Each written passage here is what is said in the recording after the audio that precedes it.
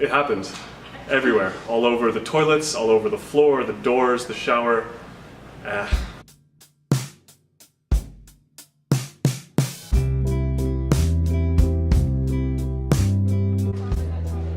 Slightly concerning. One of my frosh barfed all over her bed, and we had to strip her bed with her on the floor and wash all her sheets while she was passed out. A 3-course meal. There was actually a student who wasn't even a resident of MedSid, came in and lost her friends and actually got trapped inside the quad and was just lying on the ground, puking her whole stomach out and didn't stop. So actually a random student found her and brought her to front desk where I was sitting. It was to a point where it was quite concerning. We had to actually call CERT. It happens. I didn't have to clean it up too many times, but the times I did were pretty nasty. So the one story I can remember is I was on duty in the building during FOCO in MedSid, and a couple of the people on my floor, a couple of my frosh, were having a lot of fun, and I came back a little later in the night, and they all went to the bathroom, and it happened. Nature called for me at about 9 a.m. in the morning, and I sat in the bathroom and whiffed puke. Later that day I just couldn't stand it anymore, and I just got to cleaning. We did our best to mop up last night's mess with, the towels we could find. That would be the floor is lava. These kids actually ran into a glass window and shattered the whole glass window and actually ended up cutting his whole forearm. So there's like a mixture of glass and blood all over the floor. Watch your feet a lot. But there's always a lot of incidents where people thought it was funny to, just kick the glass and basically have all the RAs and dons clean it. Probably just the watch your feet one. I've only ever gotten called once for a broken bottle of glass in the stairwell. There were multiple times where people thought it'd be funny to test their hand strength against windows, having to wake up at 1 or 2 in the morning and quickly sweep up a ton of glass on the floor so that a resident wouldn't cut themselves or anything like that.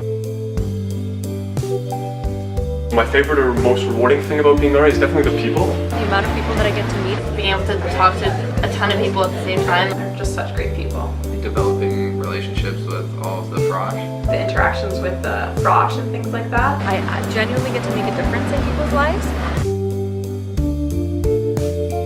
Decided to become an RA mostly because of how great my RA was. Because I love my RA. Looking up to my own RA. I met Elliot last year. He was the engineering floor RA. My Don in first year was the best person I've ever met. He was a real mentor for me, and I wanted to pass those things on to my kids. Even though I had a pretty crappy RA in my first year, he just really inspired me. I always kind of wanted to be like her and help people and help them either get better or improve upon themselves. I really wanted to impact Cynthia the way she impacted mine. Yes. It definitely was. I think, definitely. Yes and no. I think I got out of it well, but that's partly as well because I couldn't do my job to the full extent. As much as I wanted to be there for my kids and for their mental health, there were times when I had to make the choice of whether I was going to check out and take care of me or whether I was going to take care of 30 kids. Because when you take so much time to care for students and ensure that their mental health is where they want it to be and to make sure that they're stable, sometimes you sacrifice a bit of yourself. Because I've never dealt with such high-level situations before, like suicidal ideations and even suicide attempts.